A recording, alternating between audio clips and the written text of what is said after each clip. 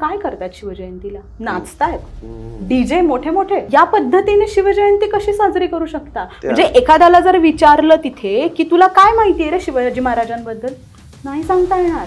शिवाजी महाराजांबद्दल तुम्ही म्हणजे ते महाराज कसे होते हे जरी तुम्ही पाहिलं आणि अनुभवलं तर तुमचं आयुष्य उज्ज्वल होईल.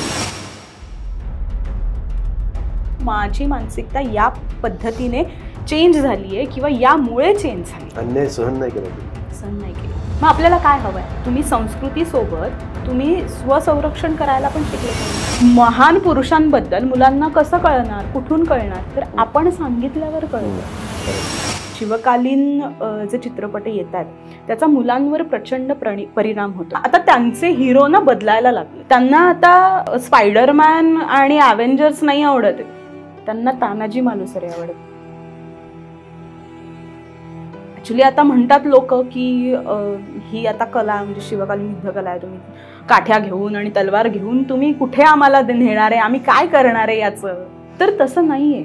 तुम्ही ही कला जेव्हा शिकता तुमचं मन मनगट मस्तक तयार होतं. तुम्ही नुसतंच हे पाहू नका की आता आपल्याला काय म्हणजे AK-47च्या जगामध्ये तुम्ही आता कुठे तलवारी आणि आम्हाला काठ्या घेऊन फिरवताय. नाही, तुमच्यावर एखादी परिस्थिती ओढावली तर त्याच्यावर मात करण्यासाठी तुमची मानसिकता तयार होते. तुम्ही शारीरिकदृष्ट्या मानसिकदृष्ट्या सुदृढ होता. शिवाजी महाराज, संभाजी महाराज, त्याच्यानंतर रामाबद्दल, रामाने काय केलं आणि तुला यांचाच आदर्श घेऊन देशासाठी कार्य करायचंय बरं का. आपलं आयुष्य नुसतं जन्माला येऊन पैसे कमवायचे, मुलं बाळ, संसार आणि मरून जायचं नाही. तू काहीही कर पण तू देशासाठी कार्य कर. आणि मग शुभरात्री आणि जय श्रीराम. शुभरात्री आणि जय श्रीराम.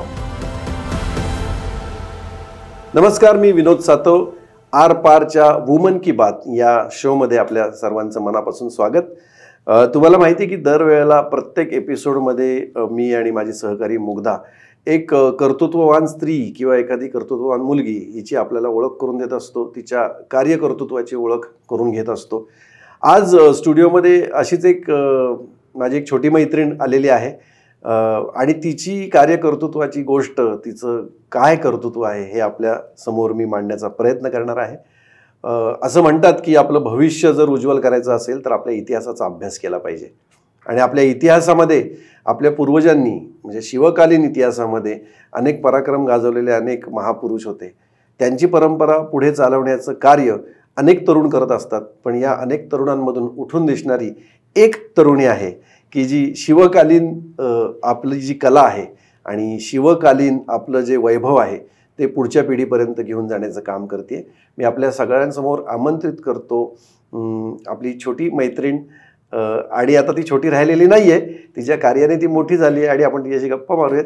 आपल्यासमोर आमंत्रित करतो मोनिका गोळे पेंढारकर. नमस्कार. नमस्कार मोनिका. मोनिका, आपल्या इंटरव्ह्यूची सुरुवात करण्याच्या आधी तुला एक छोटंसं गिफ्ट आरपार टीमकडून देतो. बर्वा स्किन थेरपी नावाचं हे प्रॉडक्ट आहे आणि तुला ऐकायला आनंद होईल की गाईच्या तुपापासून बनवलेले ब्युटी प्रॉडक्ट्स आहेत. Best. Thank you so much. Thank you. तू नक्की वापरशील कारण हे आपल्या मातीशी जोडलं गेलेलं आहे. कामाक्षी बर्वे नावाची तुझ्यासारखीच एक अतिशय उद्योजक स्त्री आहे. तिनं गाईच्या तुपापासून आयुर्वेदावर आधारित हे ब्युटी प्रॉडक्ट्स बनवलेले आहेत. हे आपलं आहे, सो हे नक्कीच वापरणार मी. यस. काय, कशी आहेस तू? एकदम मस्त. ओके मोनिका, आज आरपारच्या या स्टुडिओमध्ये आम्ही तुला बोलवलं, तू आलीस. सर्वप्रथम तुझे आभार मानतो अशासाठी की मी तुम्हाला मंडळी एक सांगतो की आत्ता मागच्या वर्षी ऑलिम्पिकमध्ये एक इराणियन स्वॉर्ड फायटर किंवा तलवारबाजी करणारा जो खेळ आहे ऑलिम्पिकमध्ये, त्या खेळामध्ये एक इराणची एक मुलगी स्पर्धक सहभागी झाली होती आणि तिची जगभरात खूप चर्चा झाली होती. का तर ती 7व्या महिन्यात प्रेग्नंट असताना तिनं ऑलिम्पिकमध्ये तलवारबाजी केली म्हणून तिची खूप चर्चा झाली. पण मला सांगायला अतिशय अभिमान वाटतो की आज आपल्या स्टुडिओमध्ये जी मोनिका आलेली आहे, या मोनिकाने तेवढंच एक कर्तृत्व नुकतंच गाजवलेलं आहे. नुकतीच छत्रपती शिवाजी महाराजांची जयंतीची साजरी झाली. त्या छत्रपती शिवाजी महाराजांच्या जयंतीच्या निमित्तानं मोनिका प्रेग्नंट आहे. मोनिका देखील मला वाटतं 7व्या महिन्यात, आता 5वा महिना, 5व्या महिन्यामध्ये आहे आणि तिनं शिवकालीन मर्दानी लाठीकाठी आणि शिवकालीन मर्दानी खेळ जे असतात त्याचं सुंदर प्रात्यक्षिक सगळ्यांसमोर केलं आणि तो व्हिडिओ खूप लोकांनी पाहिला. म्हणून मला असं वाटलं की मोनिका तू यावंस आणि तू आलीस. येस. कसं वाटतंय तुला? एकदम मस्त. ॲक्च्युली आरपार सोबत काहीतरी आपल्याला करायला मिळत आहे किंवा गप्पा मारायला मिळत आहेत यासाठी खूप एक्सायटेड होते आणि येस आज तो दिवस आलाय. मला या आरपारच्या वुमन की बात शोमध्ये वुमन की बात वुमनच्या मनामध्ये काय आहे ते बोललं पाहिजे, त्यामुळे मी कमी बोलणार आहे आणि मला तुझ्याकडून जास्तीत जास्त ऐकायचंय. तर आधी मला तुझ्याबद्दलची माहिती सांग, प्रेक्षकांना समजू देत की तू कोण आहेस. नमस्कार, मी सौ मोनिका गोळे पेंढारकर. मी 2012 पासून या क्षेत्रात आहे, शिवकालीन युद्धकला. आता हे शिवकालीन युद्धकला म्हटलं किंवा हे मर्दानी खेळ जरी आपण म्हटलो तरी बऱ्याच लोकांना याबद्दल काहीही माहिती नसते. तर हे काय आहे तर मर्दानी खेळ म्हणजे मर्दाने खेळली जाणारी कला, हे ॲक्च्युली त्याच्या मागचं एक अर्थ आहे. पण मर्दानी खेळली जाणारी कला म्हणजे काय तर पुरुषांनी जास्त करून, आता पहिले आपण पाहिलं तर युद्धांमध्ये वगैरे पुरुष वगैरे या सगळ्या गोष्टी करायचे. पण त्याच्यामध्ये काय काय यायचं, मर्दानी खेळली जाणारी कला म्हणजे काय काय यायचं तर मल्लखांब असायचे, कुस्ती असायची, त्याच्यामध्येच हे शिवकालीन युद्धकला किंवा मर्दानी खेळ यायचे. तर ही जी मर्दानी खेळ आहेत ते शिवाजी महाराजांनी, आता आपण पाहिलं हिंदवी स्वराज्य स्थापन केलं आणि ज्या कलेच्या जोरावर हिंदवी स्वराज्य स्थापन केलं ती ही कला आहे. आणि आता आपण पाहतोय की बरीच ही कला आहे ती खूप कमी लोकांना माहिती आहे आणि कमी लोकांपर्यंतही पोहोचतीये. पण असे बरेच लोक आहेत जे याच्यावर काम करतात आणि आत्ताच्या पिढीला, पुढच्या पिढीला ही कला माहीत व्हावी यासाठी कार्य करतात. आणि याच्यामध्ये मग आमची संस्था असेल शंभूराजे मर्दानी खेळ विकास मंच, तर ती कार्यरत आहे. आता 2012 पासून मी या क्षेत्रात आहे. आता जवळजवळ बरीच वर्ष झाली. मी येतोय मी त्या सगळ्या तुझ्या प्रवासाकडे येतोय.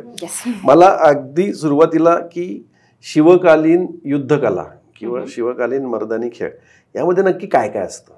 ओके, शिवकालीन युद्धकलेमध्ये काय काय असतं तर ही जी शस्त्र आहेत जी आपल्याला खूप कमी माहिती आहेत, काठी असेल, दांडपट्टा असेल, तलवार असेल, भाला असेल, या शस्त्रांचं प्रशिक्षण म्हणजे हे शिवकालीन युद्धकला किंवा मर्दानी खेळ म्हणता येईल. म्हणजे मी जसं म्हणाले की छत्रपती शिवाजी महाराजांनी हिंदवी स्वराज्य स्थापनेसाठी जी कला वापरली गेली ती ही कला. तर या शस्त्रांचं प्रशिक्षण किंवा ही युद्धनीती म्हणजे हे शिवकालीन युद्धकला. हे इंटरेस्टिंग आहे खूप. म्हणजे पूर्वी स्वराज्य स्थापनेच्या वेळेला महाराजांनी ज्या ज्या शस्त्रांचा वापर केला आणि ज्या युद्ध कलेचा वापर केला त्याचा असं काही अभ्यास करून तुम्ही हे करता?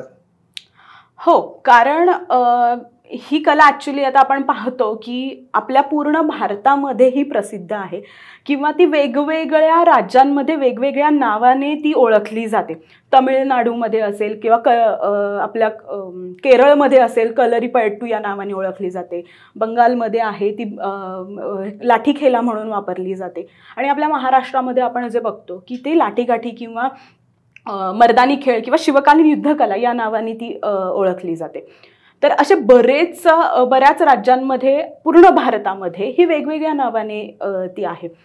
तर हे काय आहे तर शिवाजी महाराजांनी जी युद्धनीती वापरली, जे शस्त्र वापरले गेले तर ते आता पुढे जाऊन आपण म्हणजे बघूच या की त्याच्यामध्ये नंतर 1857चा जो उठाव झाला तर त्यावेळेला अशी गोष्ट झाली की आपल्या सगळ्यांकडनं ती शस्त्र काढून घेतली गेली. कारण कसं होतं की ब्रिटिशांची सत्ता होती आणि त्यावेळेला आपल्या विरुद्ध यांनी काही कारस्थानं करू नये आणि त्यांना ती खात्री होती की आपल्याकडे हे असं काहीतरी होऊ शकतं, आपल्यावर हल्ला होऊ शकतो, कारण हे तरबेज आहेत त्या सगळ्या गोष्टींमध्ये. आणि हल्ले होऊ नये म्हणून या सगळ्या लोकांनी ती शस्त्र काढून घेतली. आणि त्याच्यानंतर आपल्या लोकांनी काय केलं की ती शस्त्र आपल्याकडे कशी जतन राहतील किंवा ही कला जी आहे ती कशी राहील, जोपासली जाईल, तर त्यांनी जत्रा यात्रांमध्ये हे कंटिन्यू केलं. अच्छा. म्हणजे जत्रा यात्रांमार्फत, म्हणजे त्याच्यामध्ये हा खेळ म्हणून आपण जे आता म्हणतो की मर्दानी खेळ, तर ते मर्दानी खेळ म्हणजे काय, आता लोक ऍक्च्युअली त्याच्याकडे बघताना खेळ म्हणून बघतात, पण हे जत्रा यात्रांमध्ये त्यांनी खेळ स्वरूपात पुढे आणलं का, तर जेव्हा वेळ येईल त्या वेळेला आपल्याला याचा वापर करता येईल. ती शस्त्र कुठे ठेवली यांनी, तर विहिरींमध्ये. आत्ता जे आपण पाहतो की बऱ्याच ठिकाणाहून आपल्याला ती खोदकाम केलं की आपल्याला ती सापडतात. त्याच्यामध्ये आपण पाहिलं तर जमिनीमध्ये पुरलेली असतात, विहिरींमध्ये पुरलेली असतात, मग ती आता सापडतायत आपल्याला. मग ते हा एक उद्देश होता. त्यावेळेला ती लपून ठेवली होती. येस, लपून ठेवली होती. शिवाजी महाराजांच्या काळामध्ये आपण नाही, त्याआधी मी त्या इराणी मुलीचं कौतुक जगाने केलं आणि आज मोनिकाचं कौतुक वुमन की बातच्या या माध्यमातून जे लोक हा शो बघतायत जास्तीत जास्त लोकांनी करावं ही माझी अपेक्षा आहे आणि आग्रह आहे माझा. तर मला सांग की 5व्या महिन्यात गरोदर असताना तू काय शिवजयंतीच्या उत्सवामध्ये सहभागी झालीस? ऍक्च्युली तसं काही ठरवलंच नव्हतं, पण कसं होतं की मुलांना पण आता जवळजवळ माझ्या क्लासमध्ये आता 30 विद्यार्थी आहेत, विद्यार्थिनी. त्याच्यामध्ये लहान मुलं, मुली, महिला, पुरुष असा सगळ्यांचाच समावेश आहे. तर दरवेळी ना आम्हाला शिवजयंतीला किंवा गणेश उत्सव वगैरे असतं त्यावेळेला प्रात्यक्षिकांसाठी मुलं म्हणजे बाहेर बोलवलं जातं. तर त्यावेळी असं होतं की ठीक आहे, आता आपण प्रेग्नेंट आहोत, थोडासा आराम करायला हवाय असं डॉक्टरने सांगितलं होतं. कारण डॉक्टरांना माहित नाही ऍक्च्युली की ते काय आहे, कसं आहे आणि मी कशा पद्धतीने हँडल करू शकते. डॉक्टरांना मी असं सांगितलं होतं की असं आहे, मी या क्षेत्रात आहे आणि आता माझे वर्ग सुरू आहेत. तर डॉक्टर असे की बाई ग तू थांब जरा, आत्ताच्या मुली जरा नाजूक आहेत, त्याप्रमाणे डॉक्टरांनी मलाही पाहिलं त्याच याच्यामध्ये. आणि ते असे की ओके तू थांब जरा, थोडीशी काळजी घे आणि आता थोडासा आराम कर. आणि त्याचप्रमाणे मी थोडं आता रेग्युलर क्लास जे आहेत माझे ते मी सुरू ठेवले होते. पण शिवजयंतीला मुलं अशी की ताई आपण घेऊया, यावेळेस सुद्धा आपण केलं पाहिजे प्रात्यक्षिक, आम्ही करतो, तू थांब, तू आराम कर. म्हटलं बर ठीक आहे. आणि तो दिवस आला, आम्ही प्रात्यक्षिक सुरू केले आणि माझ्याकडे अगदी 6-7 वर्षांची मुलगी आहे. ती एकदम अशी शिवप्रेमी वगैरे किंवा आणि या सगळ्या गोष्टींमध्ये एकदम मास्टर झाली आता. आणि तिच्यापासनं अगदी माझ्याकडे आत्ता एक 40ल्या ताई आहेत, तर त्या सुद्धा या सगळ्या प्रात्यक्षिक करत होते.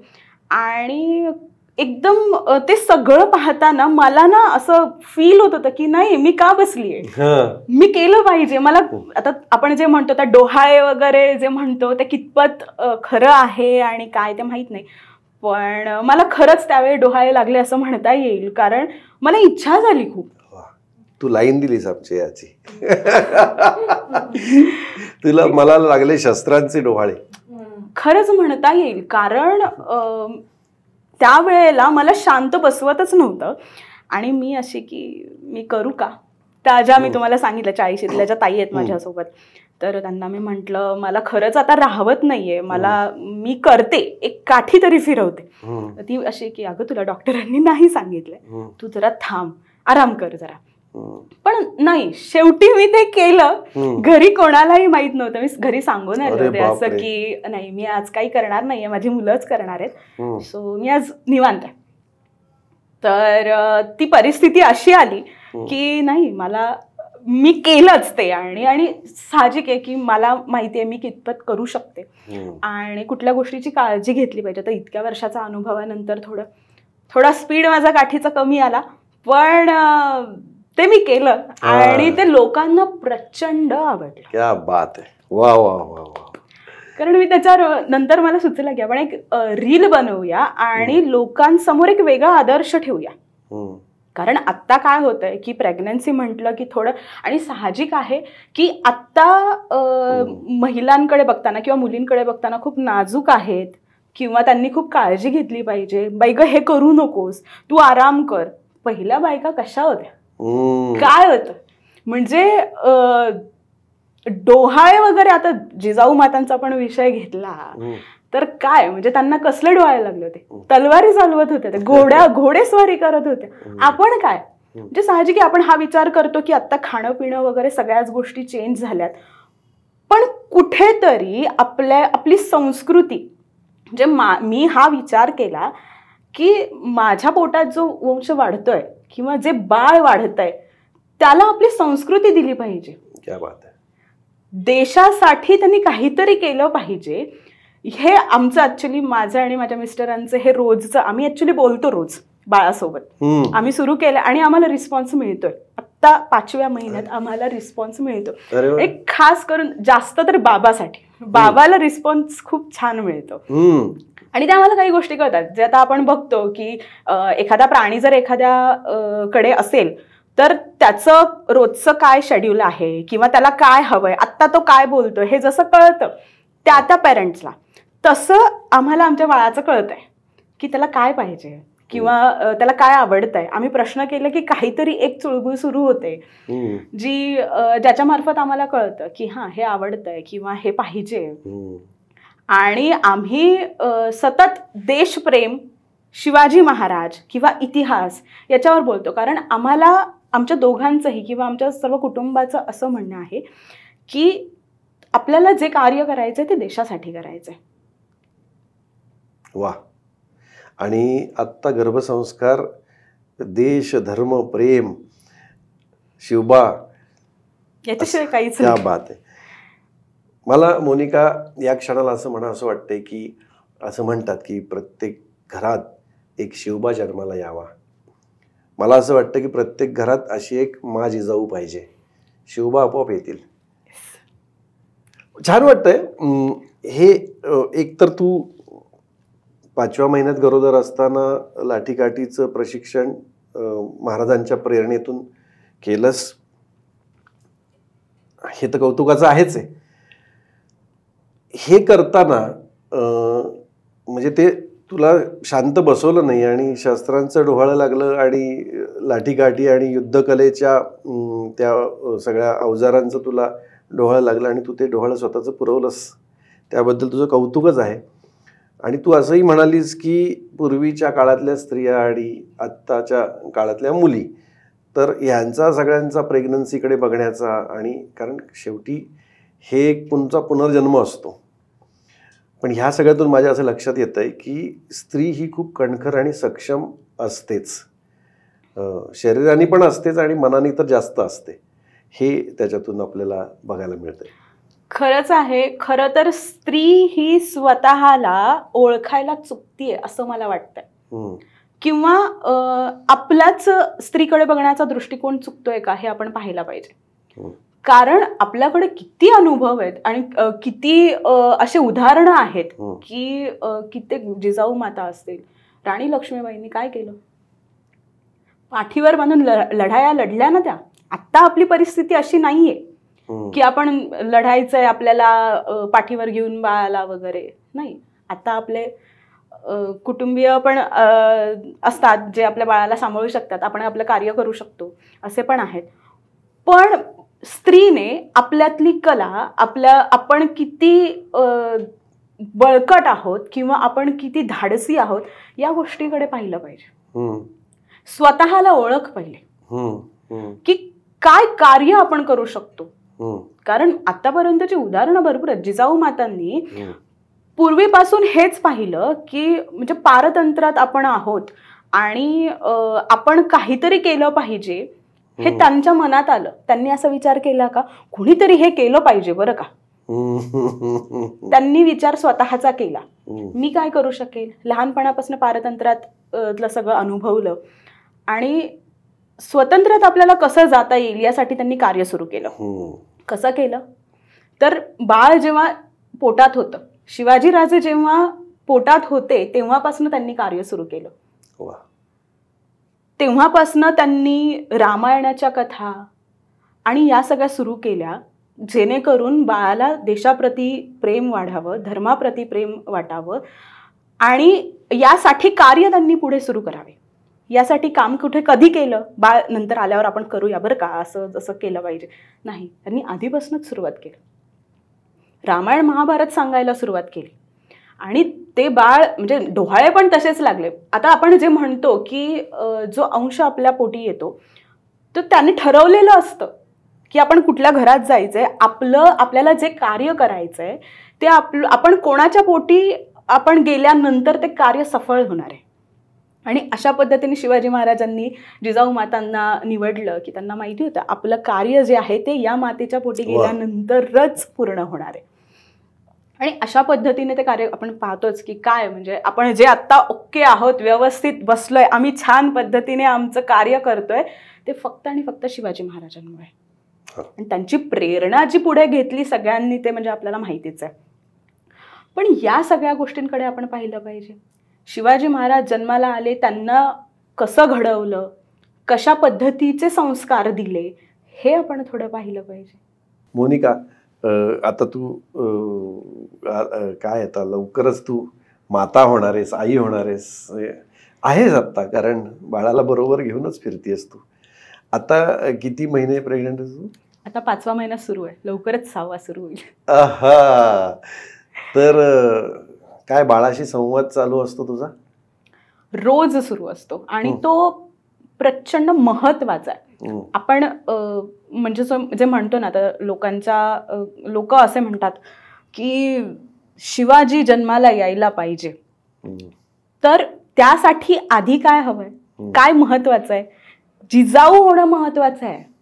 आणि मी ते म्हणते की मी ती जिजाऊ होणार आहे आणि माझ्या पोटी जन्माला यावा शिवाजी.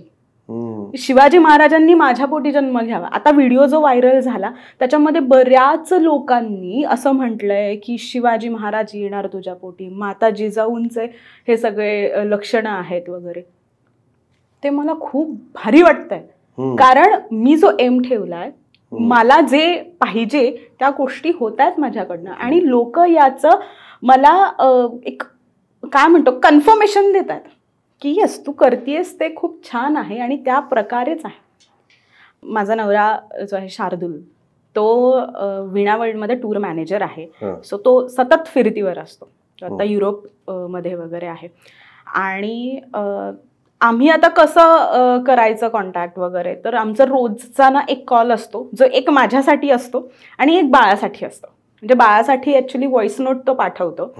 रोज आम्ही रात्री बाळाशी संवाद साधतो. आणि मी जसं म्हणाले की बाळाच्या बाबासोबत जास्त ट्युनिंग आहे, तर ते कसं निर्माण झालं माहितीये का, तर शार्दूल जिथे असेल तिथल्या ठिकाणांचा तो ना बाळाला गोष्टी सांगतो, तिथला इतिहास सांगतो, त्याच्याबद्दल माहिती सांगतो. आणि बऱ्याच वेळेला ना आम्हाला रिस्पॉन्स आलेले आहेत.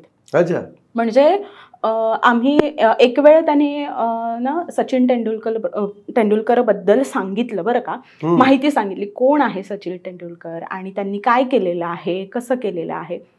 आणि त्याच्याबद्दल ना म्हणजे असं म्हणतात की जेव्हा बाळाला एखादी गोष्ट आवडत असते ना किंवा जो विषय आवडतो ना, तर चुळबुळ सुरू होते काहीतरी आणि ते मला माहित नाही बाकी लोकांना किती विश्वास बसेल यावर, पण मला फार विश्वास आहे किंवा मी आतापर्यंत ना जे अनुभवतेय ते मी तुमच्यासोबत शेअर करते आता. तर सचिन तेंडुलकर बद्दल सांगितल्यानंतर प्रचंड चुळबुळ सुरू होती, प्रचंड चुळबुळ. म्हणजे मी आता इतके बरेच दिवस झाले आम्ही सुरू केलंय, जवळजवळ 3.5-4 महिन्यानंतर आम्ही या गोष्टी सुरू केल्या की बाळासोबत बोलणं, बाळाला वेगवेगळ्या गोष्टींच्या बद्दल माहिती सांगणं. आणि तेव्हा कुठेतरी जाणवलं की ज्या गोष्टी आवडत आहेत ना त्यांना काहीतरी रिस्पॉन्स मिळतो. बरं, हे पण असं आहे की आमची वेळ ठरलेली आहे, आम्ही बरोबर 10:30 वाजता, म्हणजे जसं पॉसिबल होईल तसं आम्ही करतो, पण एक 10:30ची वेळ ठरलेली आहे की त्यावेळेला जर शार्दूलचा आवाज नाही ऐकला तर ती प्रचंड चुळबुळ सुरू होते. हो. आणि हे परत की नाही, मला नाही माहिती कोणाला किती खरं वाटेल, पण मी अनुभवतीये. येस. आणि ती चुळबुळ कधी बंद होते, तर जेव्हा मी शार्दूलचं व्हॉइस नोट ऐकवते, ते जेव्हा पूर्ण होतं, तो जेव्हा म्हणेल की शुभरात्री, पूर्ण सगळं सांगून झाल्यानंतर शुभरात्री, जय श्रीराम हे म्हटलं की शांत होतं. मला सांग, तुम्ही बाळाशी बोलताना त्याची बोलण्याची सुरुवात आणि बाळाचा त्या संवादाचा शेवट हा कसा करता तुम्ही? ऍक्च्युली आता माहित नाहीये की ती झाशीची राणी आहे की शिवाजी महाराज. सो आम्ही सुरुवात करताना आम्ही दोन्ही आहे की शार्दूल म्हणतो, बाळा कसा आहेस, कशी आहेस, की दोन्ही बाजूनी आपल्याला ते कळलं पाहिजे. आणि त्याच्यानंतर मग मी आता इथे आलोय तर मी इथल्या गोष्टीची माहिती सांगतो बरं का, किंवा इथल्या या ठिकाणाची माहिती सांगतोय बरं का तुला. आणि मग ती सुरू होतं. किंवा एखाद्या महान पुरुषांबद्दल, विवेकानंद असतील, त्याच्यानंतर शिवाजी महाराज, संभाजी महाराज, त्याच्यानंतर रामाबद्दल, रामाने काय केलं, हे सगळं आम्ही सुरुवात करतो. मग आधी इंट्रोडक्शन असतं की आम्ही याच्याबद्दल तुला सांगणार आहे बरं का, आणि मग ती सुरुवात. आणि मग ते पूर्ण बरं आज तुझ्यासाठी एवढंच, आणि तुला यांचाच आदर्श घेऊन देशासाठी कार्य करायचं आहे बरं का. म्हणजे आमचं दोघांचंही म्हणणं हेच आहे की तुला आपलं आयुष्य नुसतं जन्माला येऊन म्हणजे ऑफिस जॉईन करायचं, शिक्षण घ्यायचं, ऑफिस, पैसे कमवायचे, मुलं बाळ, संसार आणि मरून जायचं नाही. आपल्याला देशासाठी कार्य करायचे. आपला जन्म कशासाठी, तुझा उद्देश हाच असला पाहिजे आपल्याला. मग ते कुठल्याही मार्फत असू दे. खेळाडू तू बन, आर्मीमध्ये जा, तू अशा देशासाठी म्हणून तू कुठल्याही क्षेत्रात जा, तू काहीही कर, पण तू देशासाठी कार्य कर. हे आम्ही आत्तापासूनच रुजवतोय. आणि मग शुभरात्री. मग शुभरात्री आणि जय श्रीराम. शुभरात्री आणि जय श्रीराम. जय जय श्रीराम. जय जय श्रीराम. आणि हे संपलं की ती चुळबुळ बंद होते बरं का. बरं. मी हे कित्येक दिवस मी हे अनुभवतेय. आणि कधी कधी शार्दूलला जमत नाही, पण मी म्हटलं की थोडंसं शुभरात्री आणि तू कुठं आहेस एवढं तरी बोल, की बाबा जेणेकरून ती थांबेल तरी, कारण मला जाणवतंय इथे काय होतंय. कारण रोजची आता सवय लागली. आज बाबा कुठे गेलाय, आज बाबा कुठे गेलाय असं तो विचारत असेल. येस. आणि आता थोडंसं आता बाहेर देशामध्ये गेल्यानंतर आपल्या वेळेची इकडे तिकडे हे सगळं होतं. मग त्यावेळेला आम्ही असं ठरवलंय की दिवसातनं जेव्हा केव्हा तुला वेळ मिळेल तेव्हा एक व्हॉइस नोट तू तयार करून ठेवत जा, की जेणेकरून त्या वेळेला मी ऐकावेल. गर्भसंस्कार वगैरे आपण जे वाचतो ते आता या इंटरव्ह्यूमध्ये मी अनुभवतोय की एक अतिशय हे असे जर पालक असतील तर समृद्ध भारत नक्की होणार आणि विकसित भारत नक्की होणार. त्यामुळे शूर आम्ही सरदार, आम्हाला काय कुणाची भीती, देव देश आणि धर्मासाठी प्राण घेतलं हाती, असे विचार घेऊन आज तुझा गर्भ आणि त्याच्यावर संस्कार होत आहेत. खूप छान वाटतंय मला. किती पॉझिटिव्ह वाटतंय आज. एकही नकारात्मक सूर नाही आपल्या चर्चेमध्ये. कसं काय आजूबाजूला चाललंय, किती वाईट आहे याची कुठेही आपल्या चर्चेमध्ये एक शब्दही आलेला नाहीये. आपण फक्त सकारात्मक बोलतोय, कारण एक नवीन अंकुर जो वाढतोय त्याच्याबद्दल चर्चा करताना काय नकारात्मक येऊ शकतं. त्यामुळे हे खूप छान आहे. ह्या गर्भसंस्काराच्या आता आपण पुढे जाऊयात. तुझी जी कला आहे, जी कला तू आता समाजामध्ये देतेस, हे एक प्रकारचं देशकार्यच आहे.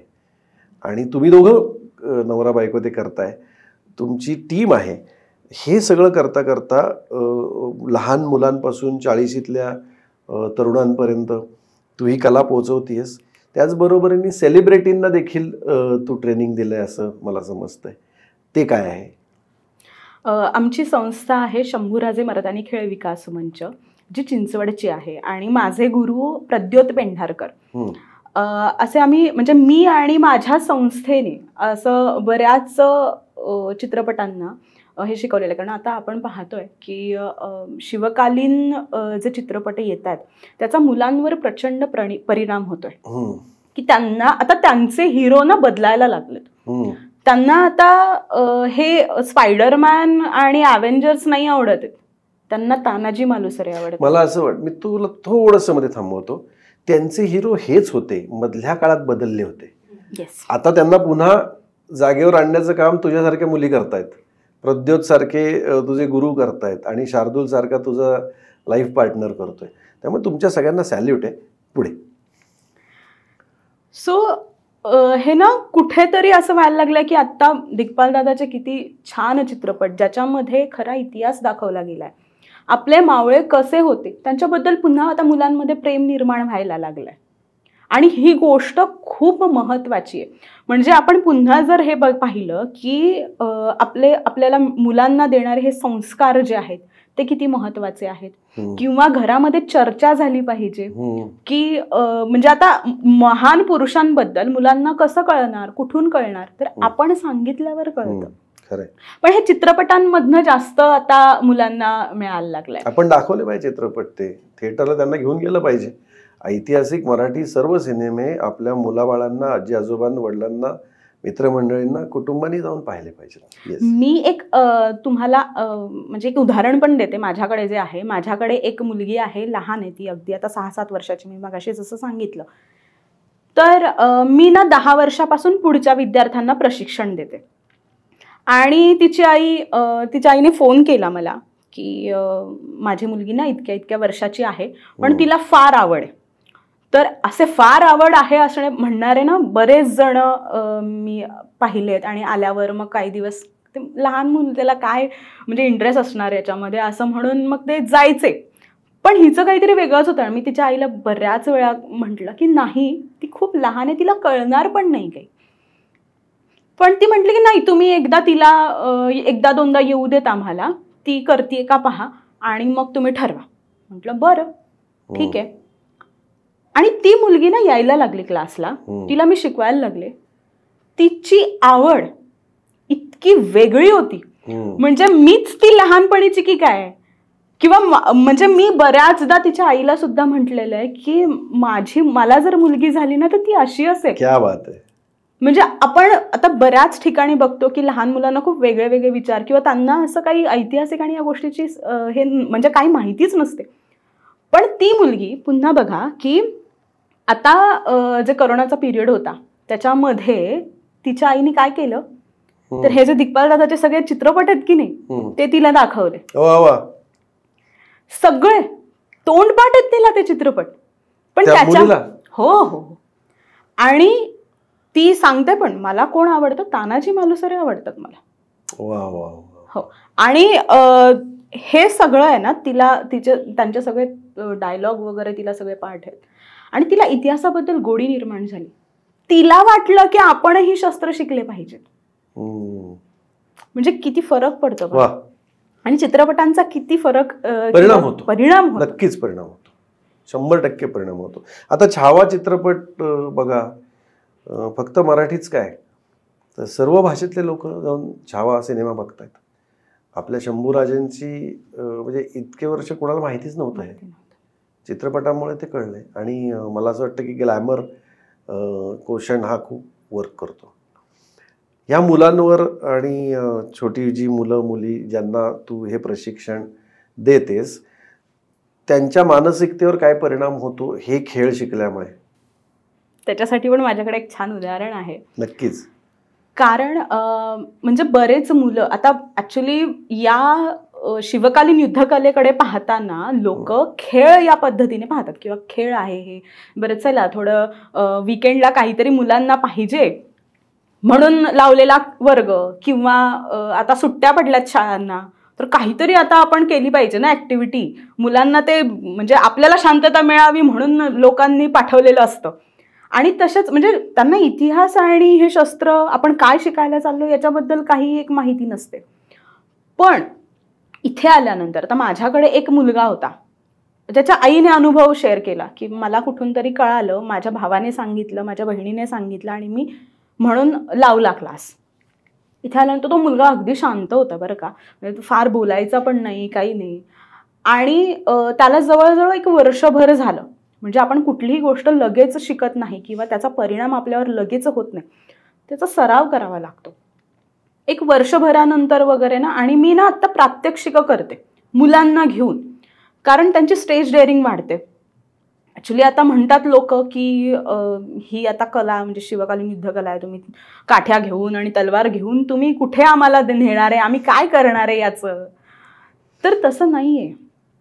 तुम्ही ही कला जेव्हा शिकतात तुमचं मन मनगट मस्तक तयार होतं, तुम्ही शारीरिकदृष्ट्या मानसिकदृष्ट्या सुदृढ होता, हा परिणाम होतो तुमचा त्याच्यावर. आणि आम्ही प्रात्यक्षिकं करतो. आता मुलांना प्रात्यक्षिकांना घेऊन जाते मी, स्टेज डेअरिंग वाढते त्यांची. आणि त्याच्या आईने काही महिन्यांनंतर, 1 वर्षभरानंतर मला सांगितलं की माझ्या मुलामध्ये ना काहीतरी वेगळेपणा जाणवतोय मला. म्हणजे तो ना थोडासा बोलायला लागलाय, तो लोकांमध्ये स्वतःची मतं मांडायला लागलाय. आणि हे माझे नाही आहेत शब्द, हे त्याच्या आईचे शब्द आहेत. त्याचा आत्मविश्वास वाढलाय. मग हे जर बदल होत असतील तर हे पॉझिटिव्ह बदल आहेत ना. किती छान. तुम्ही नुसतंच हे पाहू नका की आता आपल्याला काय म्हणजे AK-47च्या जगामध्ये तुम्ही आता कुठे तलवारी आणि आम्हाला काठ्या घेऊन फिरवताय. नाही, तुमच्यावर एखादी परिस्थिती ओढावली तर त्याच्यावर मात करण्यासाठी तुमची मानसिकता तयार होते. क्या बात आहे. मुलींनी तर विशेषतः शिकलंच पाहिजे. आता ऍक्च्युली परिस्थिती अशी आहे की मुलांना पण तयार होणं गरजेचं आहे. त्यामुळे मी असं म्हणणारच नाही की मुलींनीच, मुलं, महिला, पुरुष सगळ्यांनी हे शिका. खरं तर आता सगळे असं म्हणतात की आता आमची वय झाली आहेत जरा, तर आम्ही काही आत्ता शिकत नाही.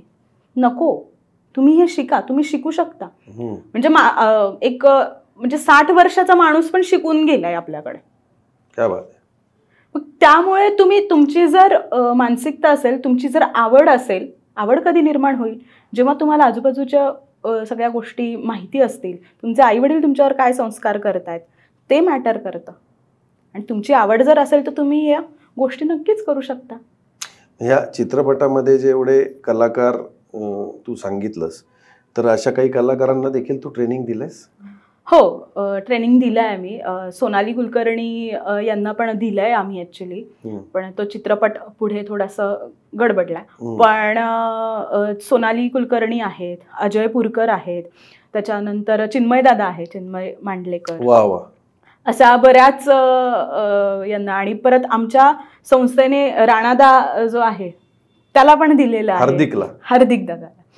सो असे बरेच कलाकार आहेत ज्यांना आपण प्रशिक्षण. पण ते स्वतः ते प्रात्यक्षिक केल्यानंतर किंवा स्वतः ते शिकल्यानंतर जसं त्या मुलांचा कॉन्फिडन्स वाढला तसा कलाकारांचाही कॉन्फिडन्स वाढला असेल. खरंच वाढलं असेल. आणि काही कलाकार आमच्याशी बोललेत की हे काहीतरी वेगळं आहे, काहीतरी वेगळं देऊन जात आहे. हे शिकल्यानंतर काहीतरी मानसिकता वेगळी होतीये. हा फरक एक म्हणजे तेच ना की मुठभर मावळे जे होते ते हजारोंच्या संख्येने येणाऱ्या मोगलांना किंवा निजामांना रोखून धरायचे किंवा गनिमी कावा करायचे, झाडावर बसायचे आणि झाडावरून तो हल्ला करायचे. दिग्पालच्या चित्रपटांमध्ये आपण हे पाहतोय. किंवा सरसेनापती हंबीरराव प्रवीण तरडेंचा सिनेमा होता, त्यात पण अशी युद्धकला खूप छान पाहायला मिळाली. दिग्पाल लांजेकरचे तर सगळेच सिनेमे पुन्हा पुन्हा मुलांनी पाहावेत असे आहेत. तर त्या मुद्द्यावर येतो मी मूळ की मुठभर मावळे घेऊन महाराजांनी गनिमी कावा म्हणून जे केला त्याच्यामध्ये ही युद्धकला खूप जास्त उपयोगाला आली. आज आपण आपल्या आयुष्यात पुढे जाताना या कलेचं जर शिक्षण घेतलं तर तू म्हणतेस तसं जर का आपलं मन, शरीराबरोबर मन पण तेवढं जर सशक्त झालं, मला असं वाटतं आपण कुठल्याही आव्हानांना तोंड देऊ शकतो. अशी काही शाळांमध्ये अभ्यासामध्ये या मुलांमध्ये किती फरक पडलाय असं काही आहे?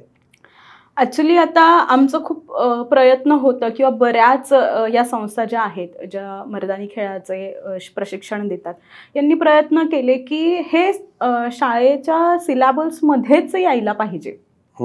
जी आपली संस्कृती आहे, ज्याचा स्वसंरक्षणासाठी उपयोग होऊ शकतो, अशी ही कला जर शाळांमध्ये शिकवली गेली तर त्याचा खूप मोठा परिणाम होईल. आता काय होतंय की काही शाळा आहेत ज्या काहीतरी वेगळं करायचंय आणि काहीतरी दाखवायचंय म्हणून मुलांना शिकवतात, पण त्याच्याकडे अजून तितक्या म्हणजे महत्त्व दिलं जात नाहीये तितकं.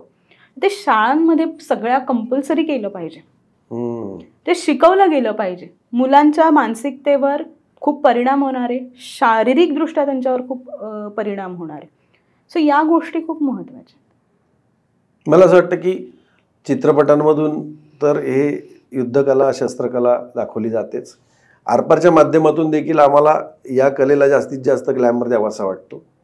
या साहसी खेळाला जास्त ग्लॅमर द्यावं असं वाटतं, जेणेकरून आपली जी पुढची पिढी आहे त्यांनी व्हिडिओ गेममधून बाहेर येऊन कुठेतरी मैदानावर यावं आणि लाठीकाठी चालवावी, भाला चालवावा, आणखीन काय असतं ते सगळं करावं.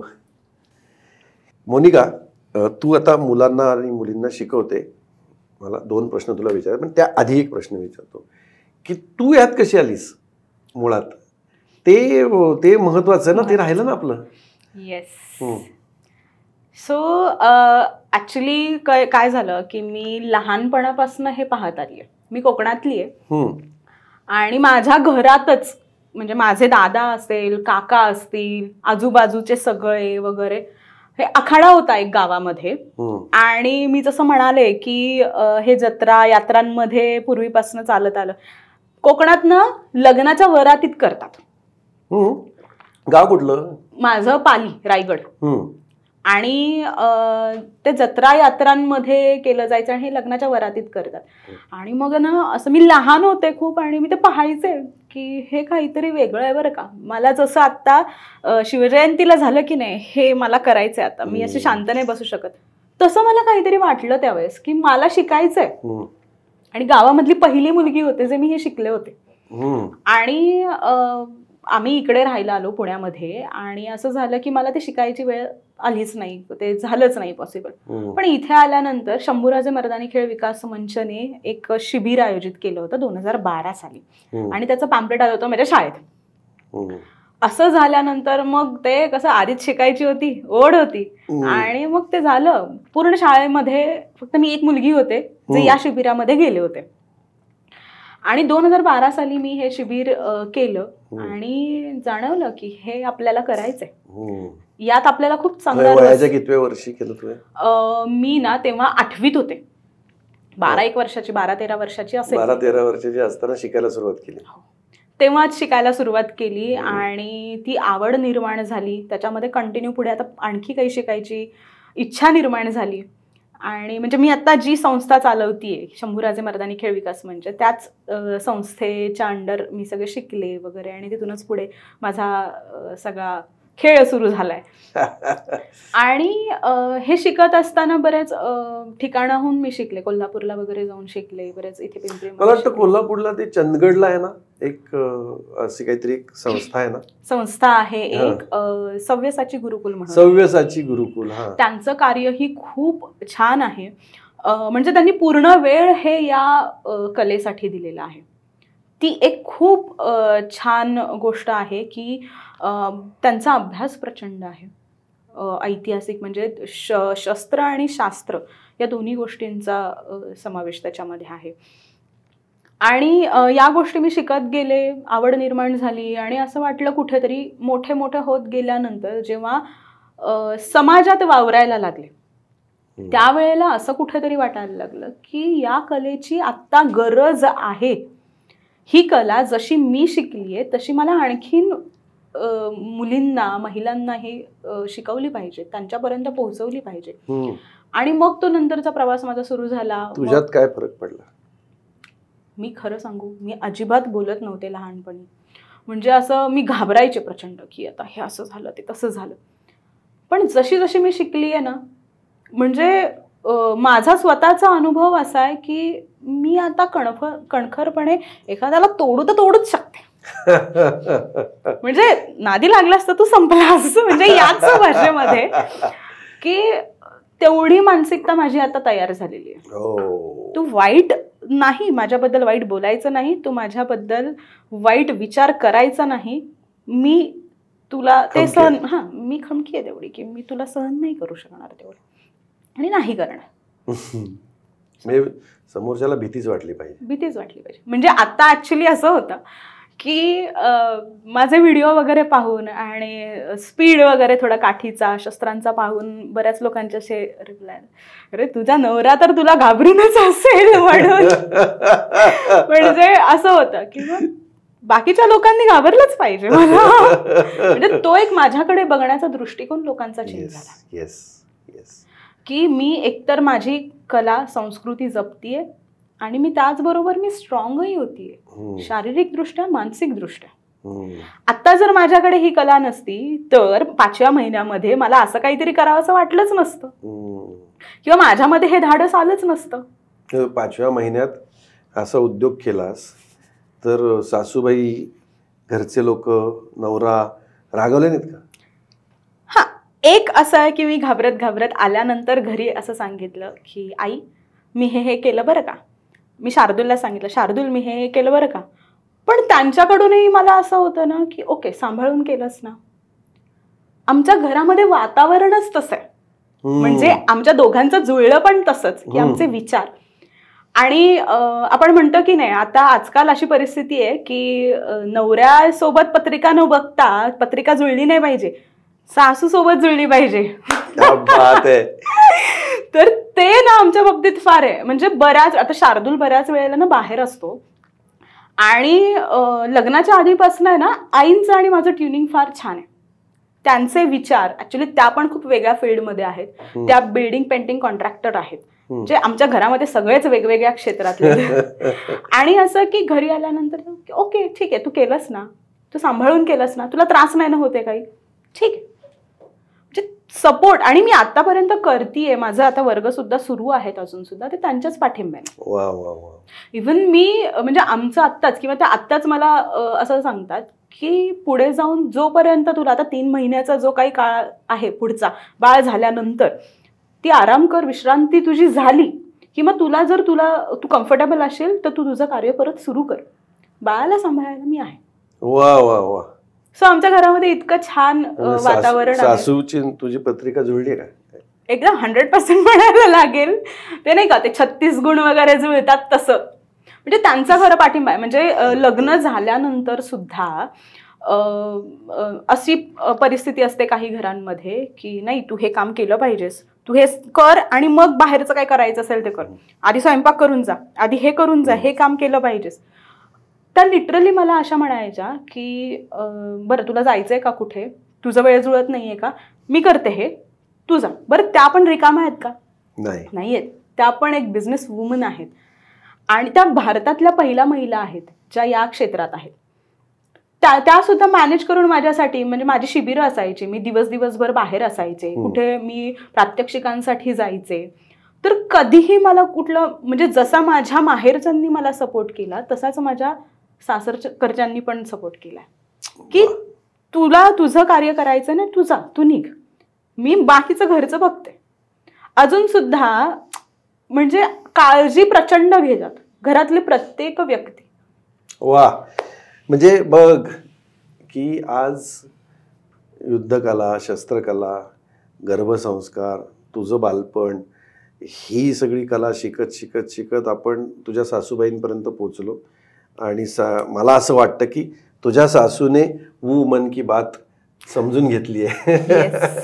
आणि अशीच सासू प्रत्येकाला मिळो. पण मला असं वाटतं की तू एक खूप मोठा विचार आज समाजाला आरपारच्या माध्यमातून दिलाय की नवऱ्याची पत्रिका जुळली तर ठीक आहे, पण सासूची पण आधी पत्रिका पाहायला पाहिजे. मग तर काय एक डबल बोनस, नाही का, डबल धमाका. खूप छान. ह्या सगळ्या युद्धकला प्रशिक्षण जेव्हा तू करतेस तर तू मुलांनाही शिकवतेस, मुलींनाही शिकवतेस, स्त्रियांनाही शिकवतेस आणि पुरुषांनाही शिकवतेस. ही शस्त्रक्रिया किंवा शस्त्रक्रिया नाही, शस्त्रकला, ही शस्त्रकला मुला मुलींना शिकवताना स्त्रियांमध्ये आणि पुरुषांमध्ये काही फरक तुला जाणवला का आउटपुटमध्ये? ॲक्च्युली आता काय होत आहे ना की जसं मी तुम्हाला सांगितलं की चित्रपटांचा भरपूर प्रभाव, परिणाम या सगळ्यांवर होतोय. माझ्याकडे ना जास्त संख्या ही मुलींची. बरं. म्हणजे आता ती गरज पण आहे, त्या ह्याने बघतात पण ना आवड सुद्धा मुली जास्त दाखवत आहेत मला. आणि त्याचा परिणाम पण असा होतोय ना की एक शिबिर घेतलं होतं आणि त्याच्यामध्ये एक साधारण 25-30ली एक मुलगी होती. आणि तिने असं की तिने 1-2 शिबिरं केली आणि तिच्यामध्ये कॉन्फिडन्स लेवल मी बी वाढला असेल. जसं मी तुम्हाला सांगितलं की आता मी पूर्णपणे चेंज झाली मानसिकदृष्ट्या आणि शारीरिकदृष्ट्या. तर तिच्यामध्ये पण तो एक बदल झाला की तिने एक अनुभव आमच्यासोबत शेअर केला की तिचं जे एक फार्म हाऊस होतं, त्या फार्म हाऊसमध्ये ती एकटी गेली आणि तिथे ना एक वॉचमन त्यांनी ठेवला होता. आणि तो वॉचमन ना ती ज्या दिवशी गेली त्या दिवशी तो प्यायला होता, भरपूर दारू प्यायला होता. आणि त्याला कळतही नव्हतं आपण कोणाशी बोलतोय, काय करतोय. आणि तो अतिप्रसंग करण्याचा प्रयत्न करायला लागला किंवा तो असा, त्याचं वागणं, बोलणं, सगळ्याच गोष्टी वेगळ्या होत्या. आणि ती अशी की मी आधी अशी नव्हते किंवा माझी अशी म्हणजे मला विचारही आला नसता की मी असं काही करेल. पण ती म्हटली मी अक्षरशः हाताने बदलले त्याला. तिथे शस्त्र होती का? नाही. तिने हाताने प्रचंड मारलाय. तिने आम्हाला हातही दाखवले होते, फोटो पाठवले होते आम्हाला, लाल लाल झाले होते प्रचंड असे. ती म्हटली की माझी मानसिकता आहे ना याच्यातून निर्माण झाली. म्हणजे आम्ही विचारलं होतं का तिला? नाही. तिने स्वतः शेअर केलं की माझी मानसिकता या पद्धतीने चेंज झाली आहे किंवा यामुळे चेंज झाली. अन्याय सहन नाही केला तिने. सहन नाही केला. मग आपल्याला काय हवंय? हेच तर हवंय. तुम्ही संस्कृतीसोबत तुम्ही स्वसंरक्षण करायला पण शिकले पाहिजे. हेच तर महत्वाचं आहे. क्या बात आहे. आणि काय तिला ते भारी वाटलं असेल त्यावेळेला. पळून गेला असेल तो. पळून गेला. प्राऊड फील झालं तिला की येस मी काहीतरी शिकले आणि त्याचा मला काहीतरी उपयोग झाला. वा वा, मर्दानी, खूप लढी मर्दानी. क्या बात आहे. ह्यातला हिंसेचा भाग जर सोडला तर मला असं वाटतं की एखाद्या मुलीमध्ये स्वतःचं संरक्षण करण्याची शारीरिक बरोबर मानसिक ताकद जी निर्माण होते ना ती मला खूप जास्त महत्वाची वाटते. कारण आज तिला त्या पुरुषाने अतिप्रसंग करण्याचा प्रयत्न केला, पण आयुष्यात असे अनेक प्रसंग येतात ज्या वेळेला मानसिकरित्या लढावं लागतं. प्रत्येक वेळेला काही शारीरिक लढाईची गरज नाही. अशा वेळेला ही युद्धकला किती उपयोगाची पडते? खूप उपयोगाची पडते. कारण मी जसं सांगितलं की शारीरिक दृष्ट्या पण तुम्ही सुदृढ होता आणि मानसिक दृष्ट्याही सुदृढ होता. तुम्ही तितकेच सक्षम होता. तुम्हाला एखाद्या समोरच्याकडनं जर काही गोष्टी आल्या तर त्याला कसं हँडल करायचं, कसं आपण त्याच्यावर मात केली पाहिजे, या सगळ्या गोष्टींचा परिणाम त्याच्यावर होतो.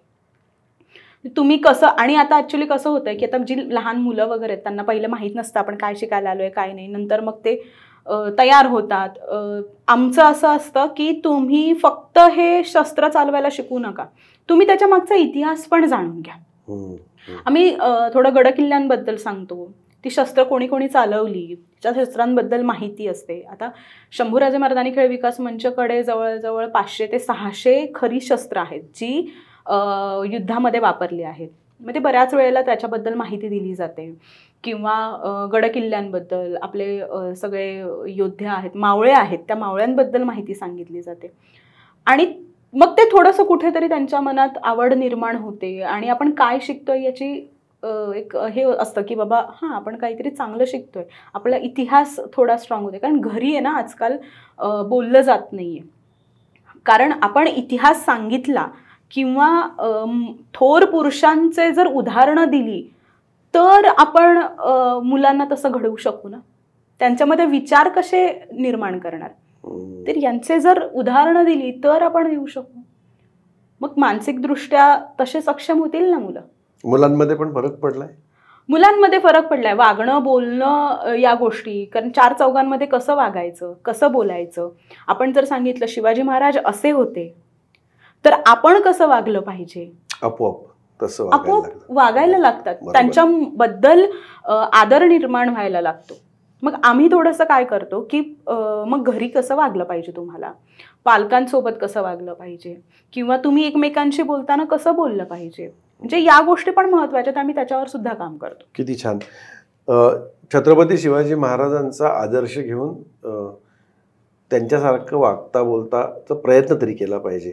ह्या शिक्षणाबरोबरच आता सध्या आपण बघतोय छत्रपतींची जयंती पुण्यतिथी, शंभूराजांची जयंती पुण्यतिथी आणि रामाची पण आपण जन्म साजरा करतोय. महापुरुषांच्या जयंत्या पुण्यतिथ्या समाजात खूप मोठ्या पद्धतीनं साजऱ्या होताना आपण पाहतोय.